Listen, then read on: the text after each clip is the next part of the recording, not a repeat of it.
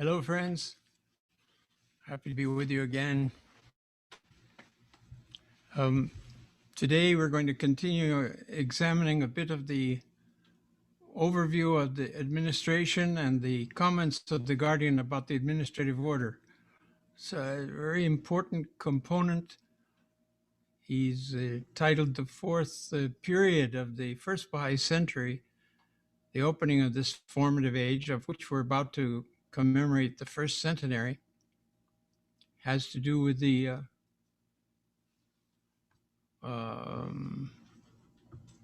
considerations of different aspects of the administrative order. We'll get to that. I wanted to make a few comments in general about the nature of what's happening here, as I understand and have conceived it. You have the heroic age. You have this very intense period of revelation of the Bab, and then Baha'u'llah himself, nearly 50 years of continuous revelation, which released forces. Repeatedly, both the manifestations talk about that. The forces released to bring humanity to maturity. These are, we have the revelation, we have the manifestation. He reveals the revelation, but he also reveals his light. And these two things are simultaneous, and they go forth. So whatever he has said, you have the guarantee that that's going to happen. That's the nature of the manifestations of God. So the word of God never returns void to the maker. It continues to act out. And Shoghi Effendi is very helpful in the way he explains that the forces that the revelation has infused into mankind and into the potentialities of mankind, they are continuing to act. And in this formative period, he said those same forces become crystallized into processes. All the processes of the administrative order and of the cause are the result of the crystallization, or the coagulation, if you will, of the forces of the divine revelation. So Shoghi Effendi, when he starts talking about these processes, there's a wide range of them that he mentions in different messages of his. For instance, there is the process of the expansion of the faith. There is the process of the consolidation of the faith. There's the process of pioneering. There's the process of travel teaching. There's the process of publication of Baha'i literature, translation, publication of Baha'i literature. There's the process of incorporation of local spiritual assemblies. There's the process of the incorporation of national spiritual assemblies. There's the process of the creation of teaching committees, a network of teaching committees everywhere. There's the process of the birth of the local Baha'i Fund. There's the process of the birth and development of the National Baha'i Fund. Of course, finally, we get to the development of the world order later, of the administrative order in its fullness, and of the world center, and then there are processes that are generated there. All these are coming. They're the consequence of the crystallization of the forces latent in the revelation. And just as the human soul creates an instrument through which it can live in this world, in other words, the whole design of your physical and material being comes from the soul. It projects itself and it develops, and then it becomes an instrument for your spirit. Likewise, the revelation does the same thing. It manifests all of its energies, and then they build the means of their expression. So Shoghi Effendi says all these institutions of the administrative order incarnate the soul of the revelation. What a beautiful image. They pulse through all of these processes, constantly the presence, the divine presence, the power of the revelation of both the Bab and Baha'u'llah, and the light of their presence, which is guaranteed through the will and testament of Abdul Baha and other great statements that we have in their writings, that light is always a constant and it doesn't lessen, and it's accessible to the institutions of the faith, and it shines principally on the guardian and the universal house of justice, as stated in the will. Of course, we have so many promises of divine assistance for those that arise and respond to the call which accompanies the release of these forces. Go forth and promulgate the cause, proclaim the cause. Then these forces act through the process of you serving as a teacher of the cause, or as a travel teacher, or as a pioneer, or as an institute agent, or whatever role you might be playing. You want to have faith in these invisible powers that accompany actions undertaken sacrificially and selflessly. As I understand, that's what is the magnet which enables you then to serve the cause effectively, and that your words might take effect in the hearts of your listeners. Unless you're assisted by divine confirmations, we're not sure how that's working. Assisted by divine confirmations, you don't know if your words are going to be effective or not. So you want to always beg Baha'u'llah, beg ahead of time, that the manifestations and the Master assist you in your activities for the faith. And the more that you become dependent on asking for their confirmations, the more those confirmations are likely to assist you in your work. Of course, this is dependent on our sincerity as Baha'is. But this is really what we're called to in this formative age, is to become instruments for these processes of the administrative order, that they might consolidate themselves and become the foundation eventually. When the world order is born, this embryo of the administrative order becomes the world institutions of the world order of Baha'u'llah. It's a terrific, sweeping vision, and it's interpreted by the Guardian in so many phrases and paragraphs in his messages, all of which are important to go back and look at. You think they might be time related. They're time related in the sense that he's addressed this message to the Convention of 1938, for example, in the United States. But the content of the message far transcends any date limitations, where he states that the forces are producing this, or they've done that, or so on. So the reading of the Guardian's work, his obra, the whole scope of his divine teachings is constantly enlightening, and it enlightens us in new ways because our consciousness of it evolves and changes. Hopefully, through our dedication and service to the cause, the degrees of our knowledge are augmented. This is partly in the control of God. He allows us, he lifts veils, he allows us to see things that we hadn't seen before. Just to mention here briefly, before we go on with the quotations about administration, the book Prayers and Meditations by Baha'u'llah, and that's the title of it, is not just that Baha'u'llah is the author. Shoghi Effendi calls it Prayers and Meditations by Baha'u'llah.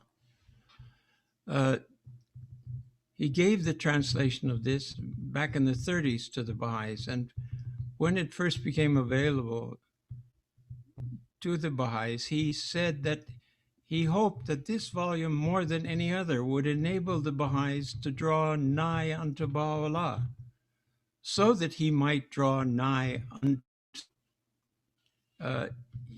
This volume is a very precious depository of our relationships with God and the manifestation of God, and has numerous definitions established within the confines of the prayers that he gives there and meditations. Now, when I look at the book, if I see that the prayer is definitely in the first person of Baha'u'llah, his own addressing to God, I kind of take those to be the meditations. And the ones that have more general usage, those are the general prayers that are available there. But friends, we've never had the manifestation of God, his prayers and his meditations to the extent that we have in prayers and meditations. It's such a major aspect of the revelation. And it describes the manifestation's own feelings towards God and towards his own nature and towards the believers in general, and how he becomes the instrument, the mouthpiece through which divinity itself, the essence of divinity,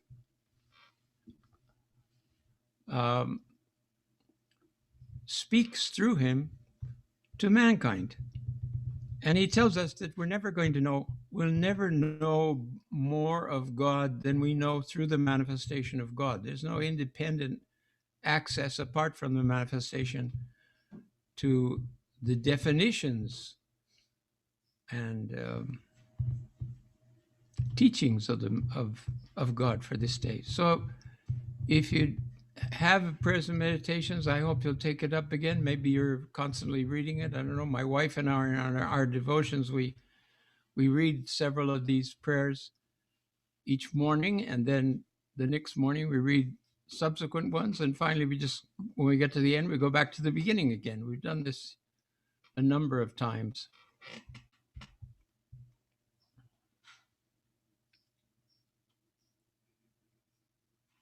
Sorry, I got some kind of message about low battery here, and I don't know quite what it means. Hope that will stay with you in any case. All right, friends. Let us go now to the document here. So I'm going to share this screen and see if I can find this.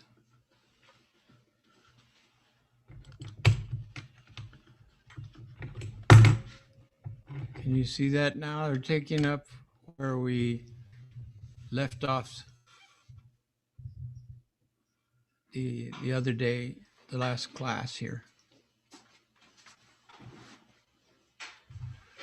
No wonder, Shoghi Effendi writes, no wonder that he who, through the operation of his will, which would be the master, of course, has inaugurated so vast and unique an order, and who is the center of so mighty a covenant, should have written these words.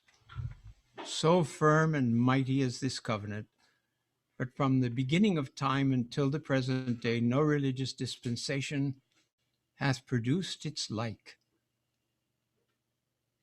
And again he says, whatsoever is latent in the innermost of this holy cycle, he wrote this during the darkest and most dangerous days of his ministry, shall gradually appear and be made manifest. For now is but the beginning of its growth and the dayspring of the revelation of its signs.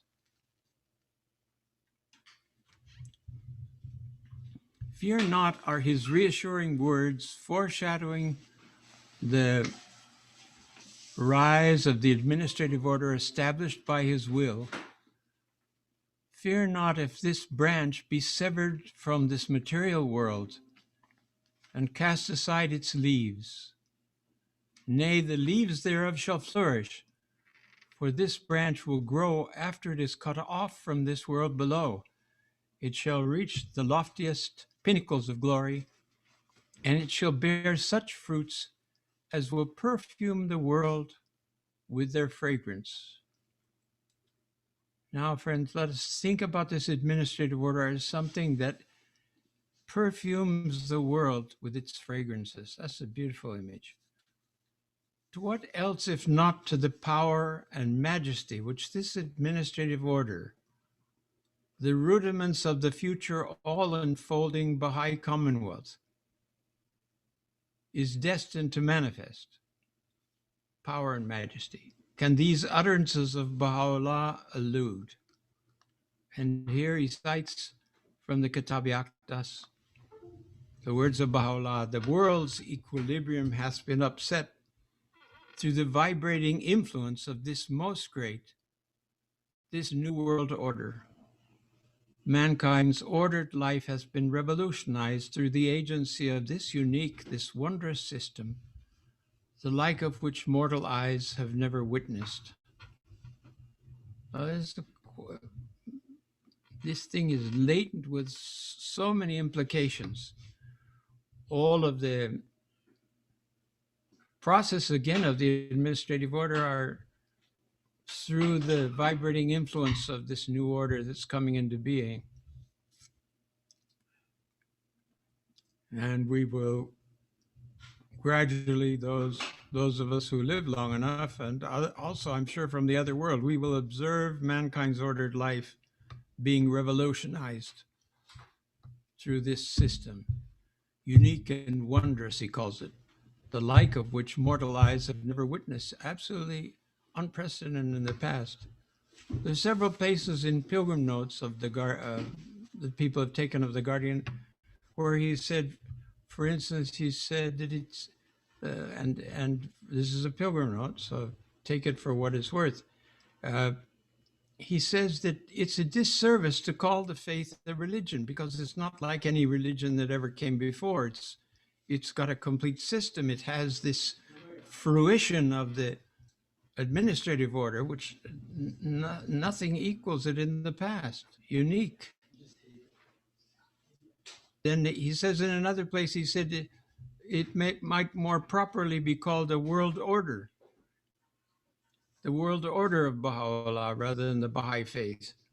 But he also uses the religion of Baha'u'llah and the faith of Baha'u'llah himself in his writings. So it's not an absolute, but it does give us a pause to reflect on that this is something more than a religion as religion was understood in the past, and certainly as the way religion is understood in the present day. Unique, quite unique and wondrous system. Again, he says that the faith could be called a civilization. Rather than the Baha'i faith, it's the Baha'i civilization that's been born with the coming of the Bab and Baha'u'llah. Another way, it's just another way of thinking about the whole thing.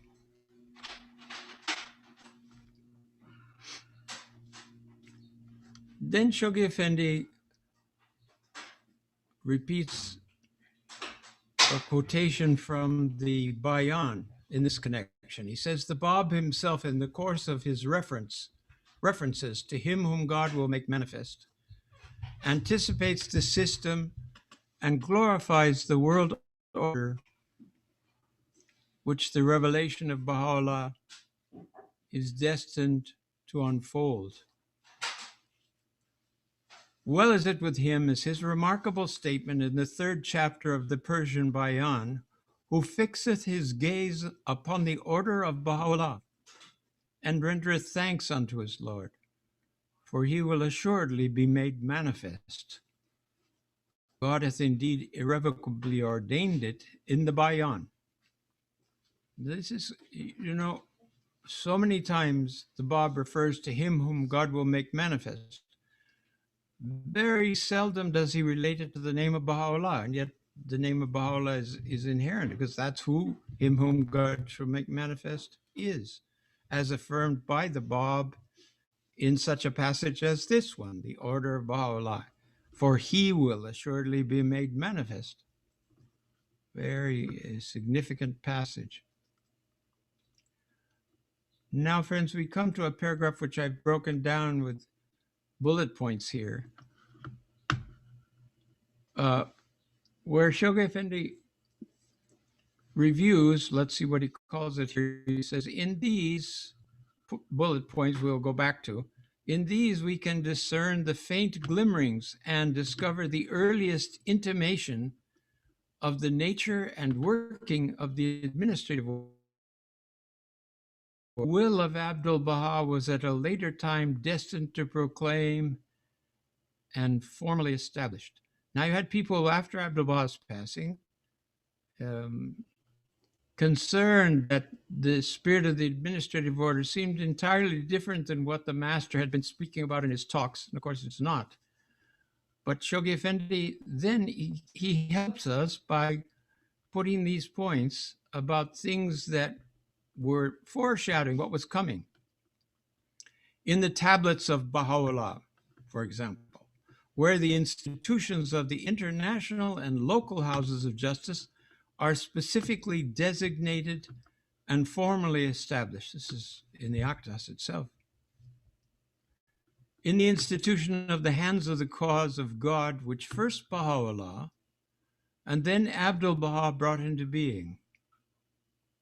Baha'u'llah named 5 hands of the cause, and they were active in his services during his time, and they were active, the ones that lasted into Abdul-Baha's period, they served him, and he then added several more hands of the cause, but usually posthumously.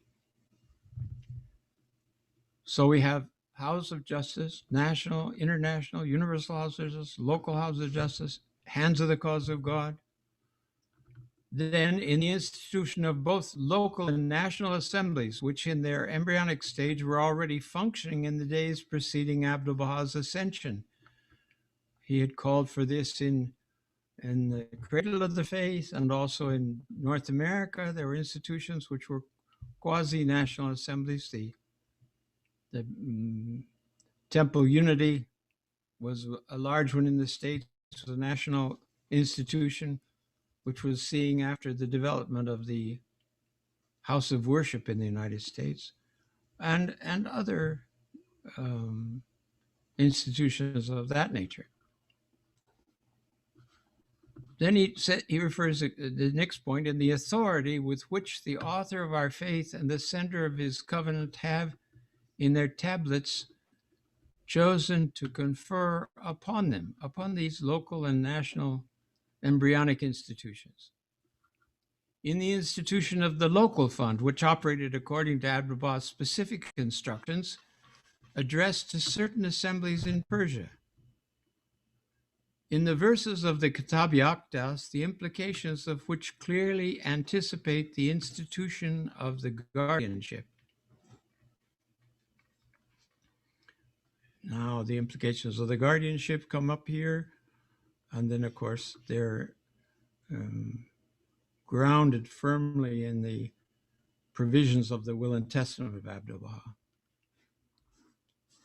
In the explanation, he adds further, which Abdu'l-Baha in one of his tablets has given to, and the emphasis he has placed upon the hereditary principle and the law of primogeniture as having been upheld by the prophets of the past.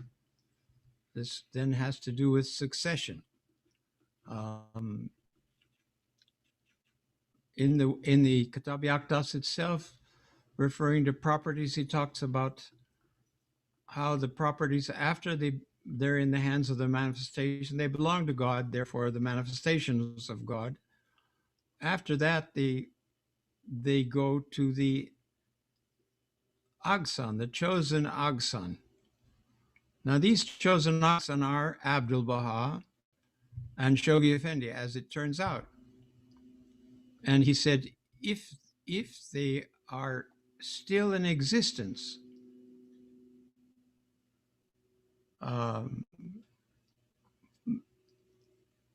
allowing for the possibility that the line of chosen Agsan would end, in which case, he said, then the administration of the properties and funds of the faith would pass to the Awliya, and this is a term in Arabic which in one of the tablets, Baha'u'llah says they are the hands of the cause, and they were also designated by Shoghi Effendi as the chief custodians of the embryonic world order, which is the administrative order, until such time as the House of Justice is established, in which then all of these properties would pass to them.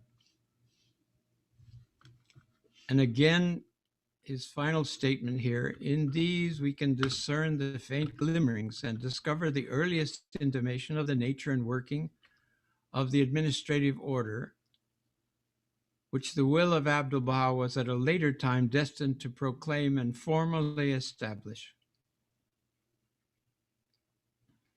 It's interesting to remember that the will and testament of Abdu'l-Baha was written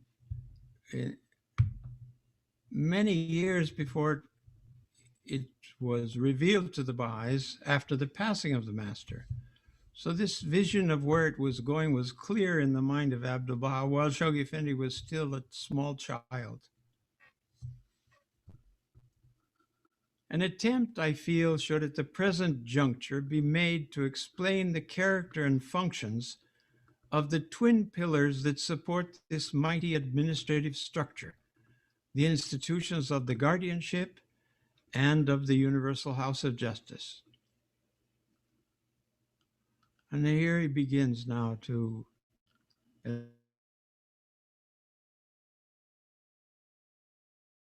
describe in their entirety the diverse elements that function in conjunction with these institutions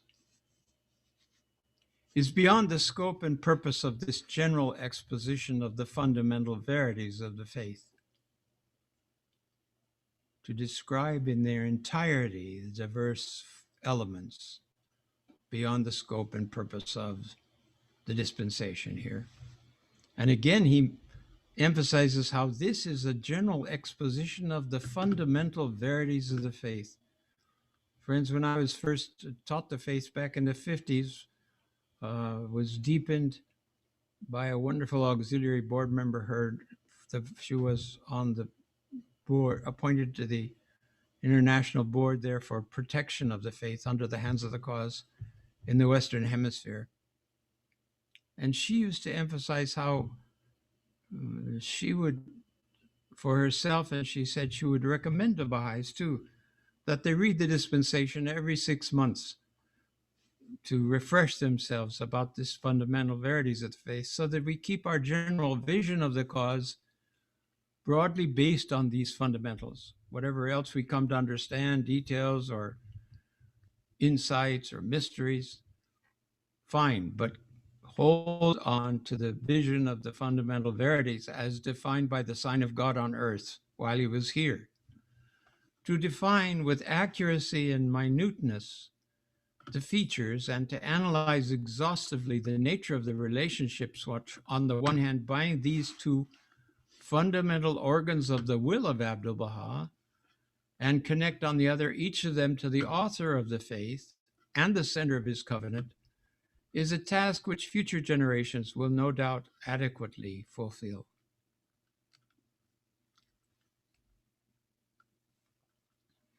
My present intention is to elaborate certain salient features of this scheme, which, however close we may stand to its colossal structure, are already so clearly defined that we find it inexcusable to either misconceive or ignore. It should be stated at the very outset in clear and unambiguous language that these twin institutions of the administrator of Baha'u'llah should be regarded as divine in origin, essential in their functions, and complementary in their aim and purpose.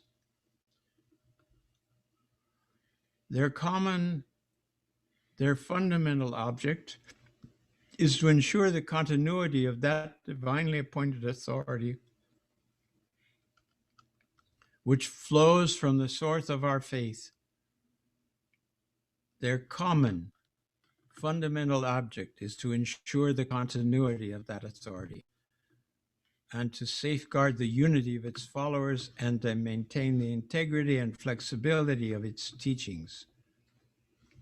So you want to remember that this is the common fundamental object of both the Guardian and the Universal House of Justice. Ensure the continuity of the divinely appointed authority which flows from the source of our faith.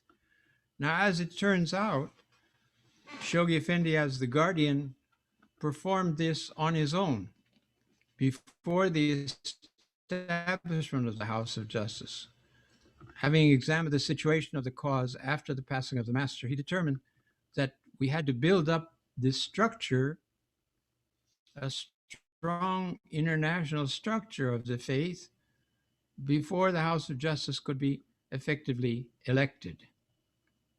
And as you know, he passed away in 57, before the House of Justice had the formation of the House of Justice had been announced.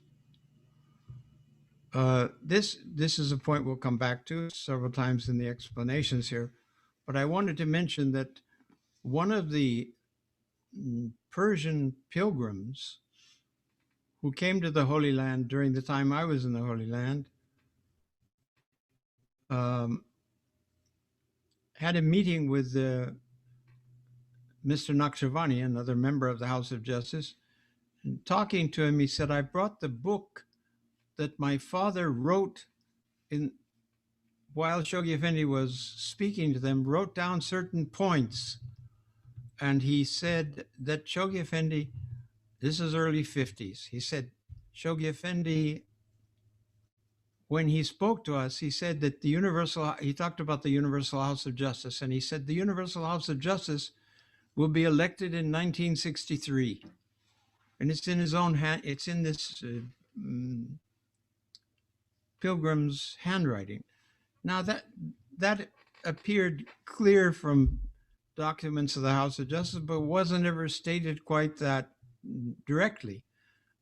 We understood that the World Crusade was a plan that would be followed by plans elaborated by the House of Justice. So obviously, it would have to come into being in order to project plans beyond the World Crusade. Now, the House of Justice, when it came into being, had to take up this common fundamental object to ensure the continuity of the divinely appointed authority which flows from the source of our faith, to safeguard the unity of its followers, and to maintain the integrity and flexibility of its teachings. Acting in conjunction with each other, these two inseparable institutions administer its affairs, coordinate its activities, promote its interests, execute its laws, and defend its subsidiary institutions. Now you see how these are also have been shared by the Guardian in his own time, on his own, and now by the House of Justice in directing the affairs of the faith.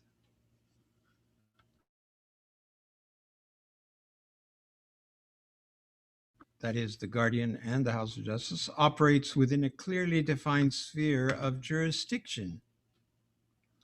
Each is equipped with its own attendant institutions, instruments designed for the effective discharge of its particular responsibilities and duties. What would you see as these attendant institutions? What are the attendant institutions of the Guardian? I think you'll find, just taking a stab at it myself, of course, the institution of the Hands of the Cause, which he was gradually developing, which is directly under the Guardian. He used them to send on missions for himself in his own lifetime. By the time he passed away, he'd appointed 27. There were 27 Hands of the Cause living that had been appointed by him. Also, the institution of Huququllah operating for the Guardian, directed by the Guardian. That was another institution. With regard to the House of Justice, of course, I think it's clear that the institutions that support it are the local Baha'i communities, the local assemblies, and the national spiritual assemblies. And also, by the time that the House of Justice came into being, there had been an international Baha'i Council operating under the Guardian, but which then became subsumed with the election of the House of Justice. He called it the embryonic House of Justice in his own time, and it had its own specific duties and responsibilities. Each, the Guardian and the House, exercises within the limitations imposed upon it its powers, its authority, its rights, and prerogatives. They are neither contradictory nor detract in the slightest degree from the position which each of these institutions occupies. Far from being incompatible or mutually destructive, they supplement each other's authority and functions and are permanently and fundamentally united in their aims. So this becomes very clear, the sharing between the two institutions.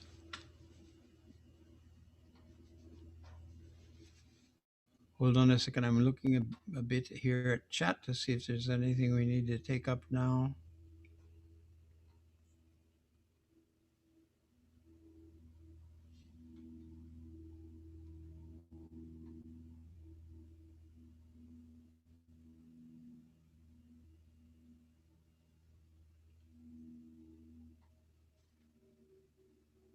Swiss Alps.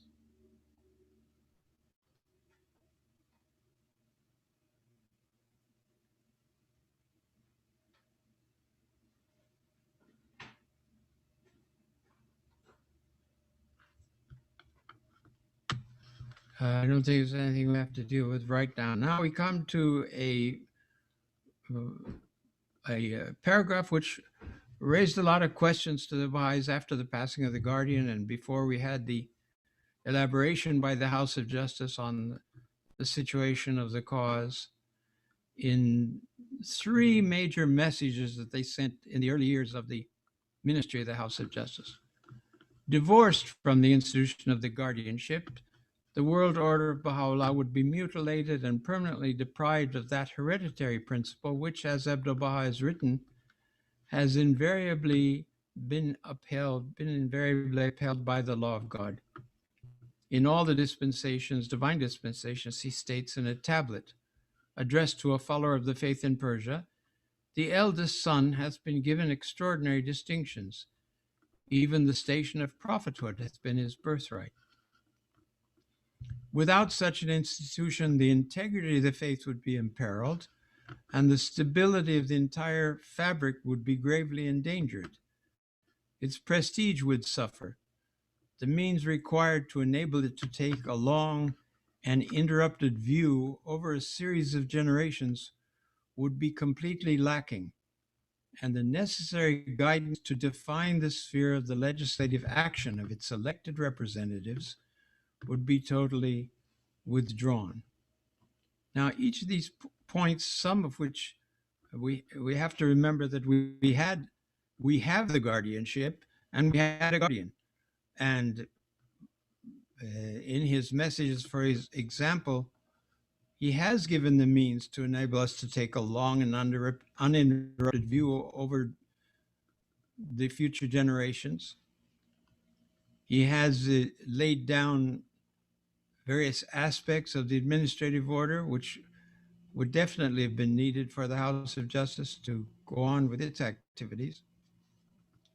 And we'll see here a statement about the definition of the sphere of legislative action of its representatives being totally withdrawn, how that's also protected by another statement here in the dispensation. Then he goes on with the House of Justice, severed from the no less essential institution of the Universal House of Justice. This same system of the will of Abdu'l-Baha would be paralyzed in its action and would be powerless to fill in those gaps which the author of the Kitabi Akdas has deliberately left in the body of his legislative and administrative ordinances.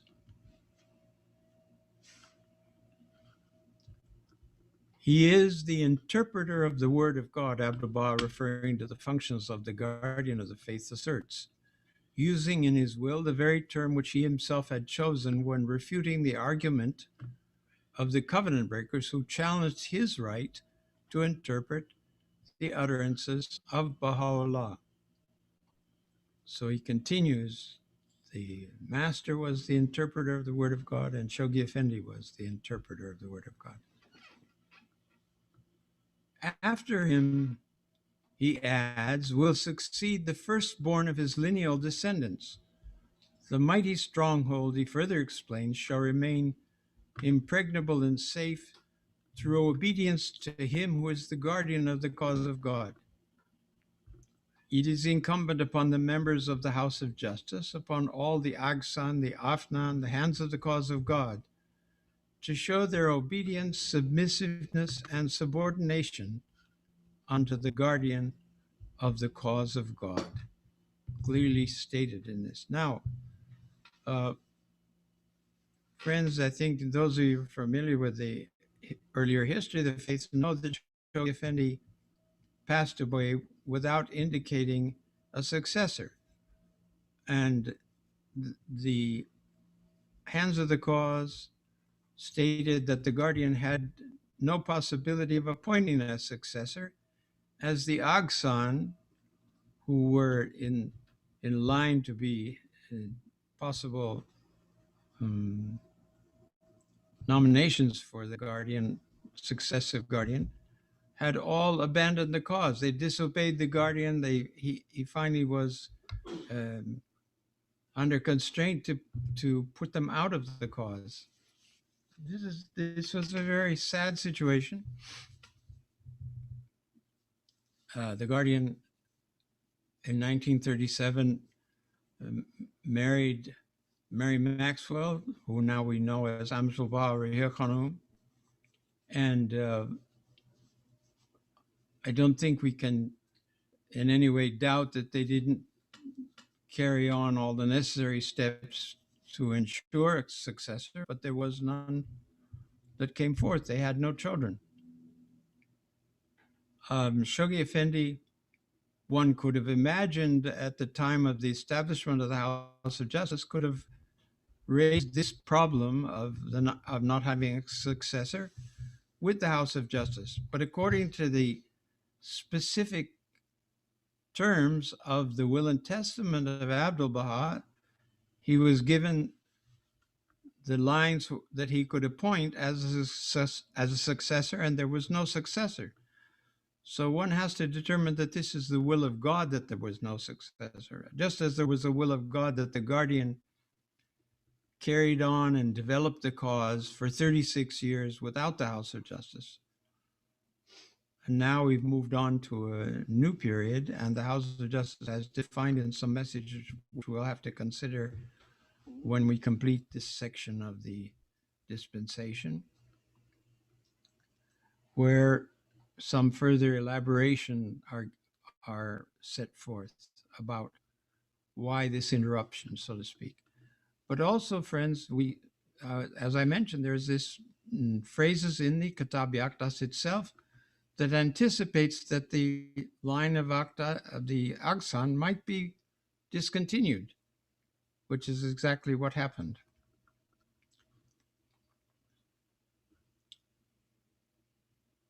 Words of Baha'u'llah. It is incumbent upon the members of the House of Justice. Baha'u'llah, on the other hand, declares in the 8th leaf of the Exalted Paradise, to take counsel together regarding those things which have not outwardly been revealed in the book, and to enforce that which is agreeable to them. God will verily inspire them with whatsoever he willeth, and he verily is the provider, the omniscient. So one of the things that was not outwardly revealed in the book is what would happen to the guardianship if the guardian didn't appoint a successor or was unable to appoint a successor.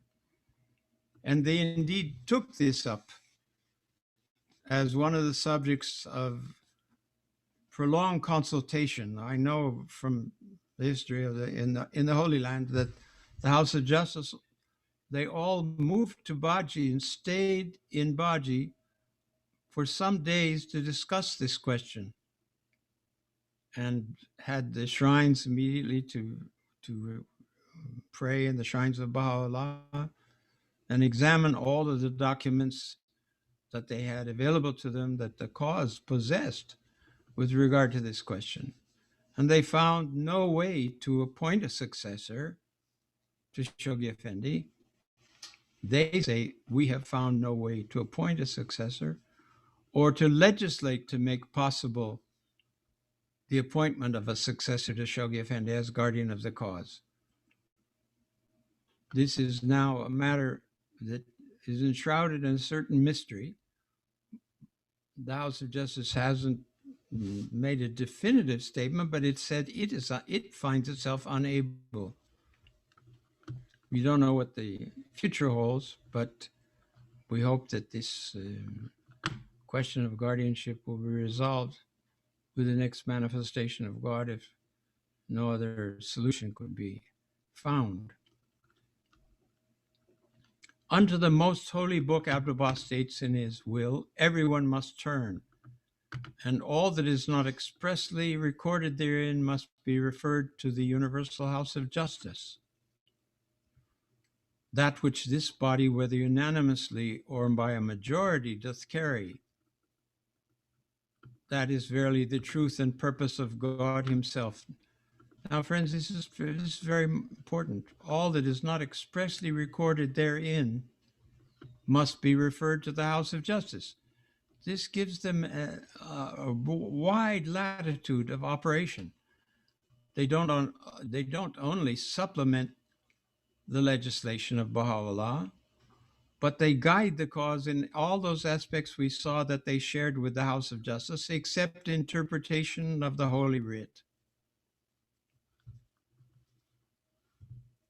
Whoso doth deviate therefrom is verily of them that love discord, hath shown forth malice, and turned away from the Lord of the covenant.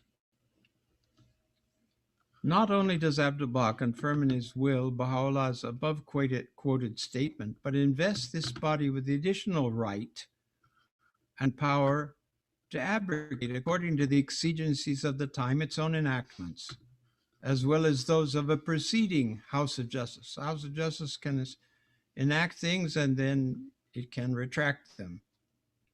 And he says that it's, as he says here in this subsequent statement, inasmuch as the House of Justice is his explicit statement in his will, hath power to enact laws that are not expressly recorded in the book and bear upon daily transactions, so also it hath power to repeal the same.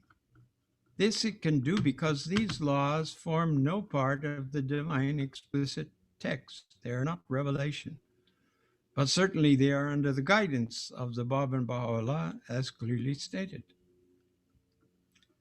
Referring to both the Guardian and the Universal House of Justice, we read these emphatic words: the sacred and useful branch, the guardian of the cause of God, as well as the Universal House of Justice, to be universally elected and established, are both under the care and protection of the Abha Beauty, under the shelter and unerring guidance of the Exalted One, the Bab.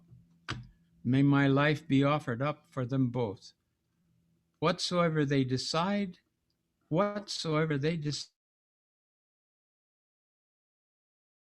From these statements, it's made indubitably clear and evident that the guardian of the faith has been made the interpreter of the word, and that the Universal House of Justice has been invested with the teachings.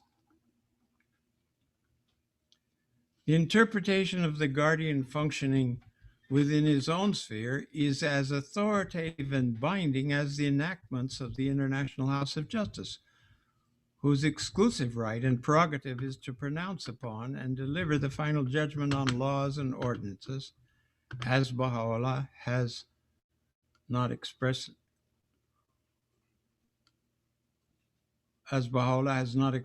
revealed. All right, the questions that are not conclusive. Neither can, we're talking about the Guardian and the House of Justice, neither can nor will ever infringe upon the sacred and prescribed domain of the other. Neither will seek to curtail the specific and undoubted authority with which both have been divinely invested. Though the guardian of the faith has been made the permanent head of so august a body, he can never even temporarily assume the right of exclusive legislation. He cannot override the decision of the majority of his fellow members, but is bound to insist upon a reconsideration by them of any enactment he conscientiously believes to conflict with the meaning and to depart from the spirit of Baha'u'llah's revealed utterances. There have been some elaboration and discussion that Shoghi Effendi had said that this reconsideration would not necessarily have to take place after the law was enacted, but in the course of consideration, then he could insist on a reconsideration. He interprets, Shoghi Effendi, or the guardian in this case, he interprets what has been specifically revealed and cannot legislate except in his capacity as a member of the Universal House of Justice. You'll recall that the guardian is a permanent member of the House of Justice. He is debarred from laying down independently the constitution that must govern the organized activities of his fellow members, and from exercising his influence in a manner that would encroach upon the liberty of those whose sacred right is to elect the body of his collaborators. Quite interesting.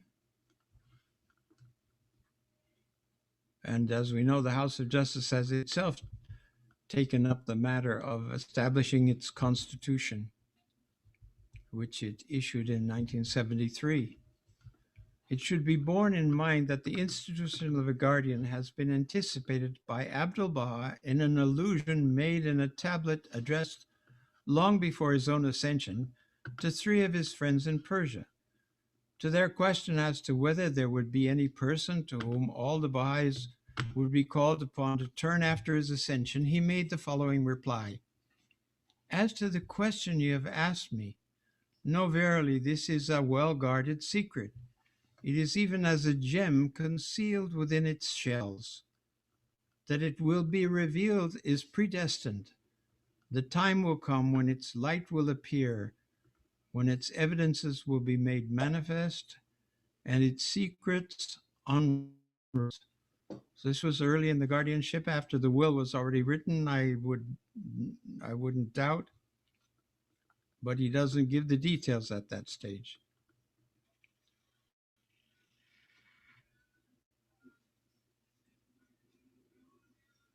Dearly beloved friends, exalted as is the position and vital as is the function of the institution of the guardianship in the administrative order of Baha'u'llah, and staggering as must be the weight of responsibility which it carries, its importance must, whatever be the language of the will, be in no wise overemphasized. The guardian of the faith must not under any circumstances, and whatever his merits or his achievements, be exalted to the rank that will make him a co-sharer with Abdu'l-Baha in the unique position which the center of the covenant occupies, much less to the station exclusively ordained for the manifestation of God. The House of Justice was very careful not to refer to Shoghi Effendi as the center of the covenant, and also quite strict about not allowing that title of the center of the covenant to pass to the House of Justice. All right, it is the center of the cause at the present time, but this position of Abdu'l-Baha as the center of the covenant is a permanent office and function that he and then through him his writings maintain in the cause. Then he explains, such a grave departure from the established tenets of our faith is nothing short of open blasphemy. As I've already stated in the course of my references to Abdu'l-Baha's station, however great the gulf that separates him from the author of a divine revelation, it can never measure with the distance that stands between him who is the center of Baha'u'llah's covenant and the guardians who are its chosen ministers. This is a far, far greater distance. There is a far, far greater distance separating the guardian from the center of the covenant than there is between the center of the covenant and its author. In other words, between Abdu'l-Baha and Baha'u'llah. No guardian of the faith I feel it my solemn duty to place on record can ever claim to be the perfect exemplar of the teachings of Baha'u'llah, or the stainless mirror that reflects his light. So these are the qualities of the center of the covenant. Though overshadowed by the unfailing, the unerring protection of Baha'u'llah and of the Bab, and however much he may share with Abdu'l-Baha the right and obligation to interpret the Baha'i teachings, he remains essentially human and cannot, if he wishes to remain faithful to his trust, arrogate to himself under any pretense whatsoever the rights, privileges, and prerogatives which Baha'u'llah has chosen to confer upon his son. In the light of this truth, to pray to the guardian of the faith, to address him as Lord and Master, to designate him as His Holiness, to seek his benediction, to celebrate his birthday, or to commemorate any event associated with his life would be tantamount to a departure from those established truths that are enshrined within our beloved faith.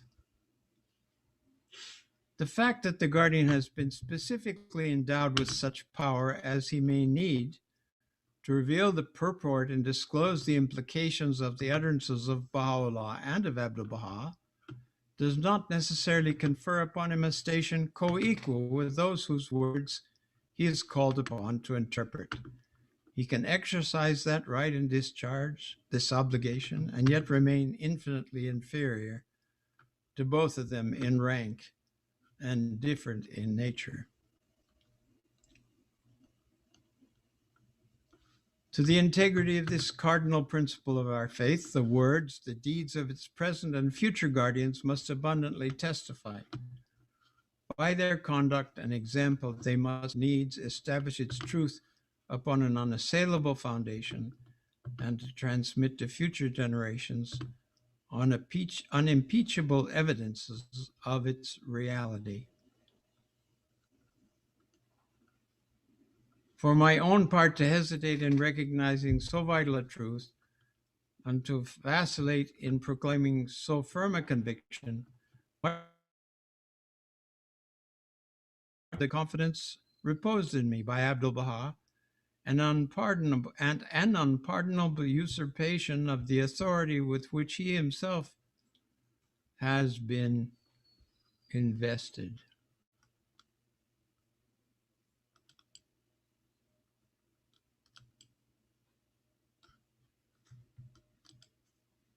Let's see, I want to come back to you again now. Do you see me now? I think so.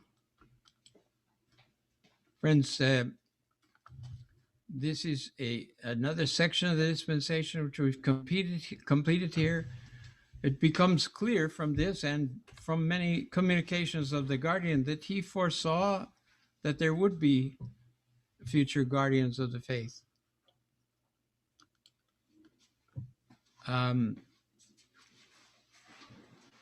He mentions them in his letters, and as he said, he refers to it here. To the pilgrims, he said, can you imagine having to celebrate the birthday of every guardian, or the date he became guardian of the faith? If we were going to have this for 1,000 years, you can imagine that would become an intolerable burden. And you can see quite clearly why he established these guidelines for us to not do that. Still, we don't want to lose in our own minds to being appointed this priceless pearl to head the cause of God, and for the countless treasures that he's given us in his guidance, his writings, and his definition of what the faith is and stands for. All right, friends, let's see. Do we have some special questions? I think we're almost up for our time here.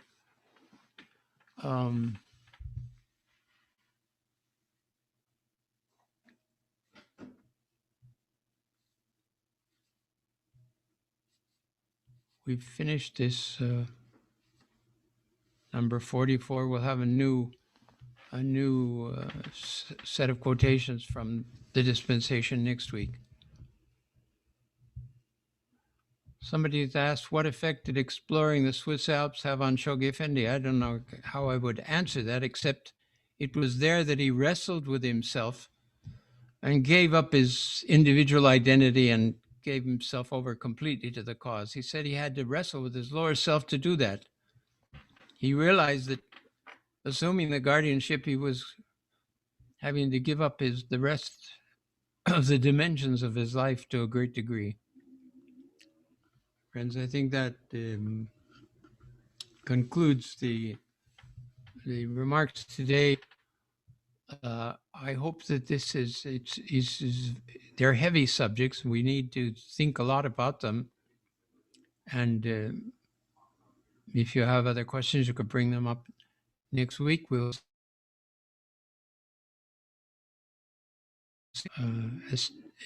exploring now the nature and origin of the administrative order and comparing it to past systems, political systems. This is something we're coming to a further elaboration of the twin institutions, and then something about their origin and nature.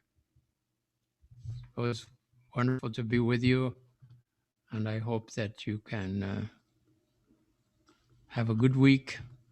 Starting to get colder here, I'm sure, many places. It's so nice with Zoom that we can just sit at home. We'd have to go out anywhere to meet each other. Thank you so much.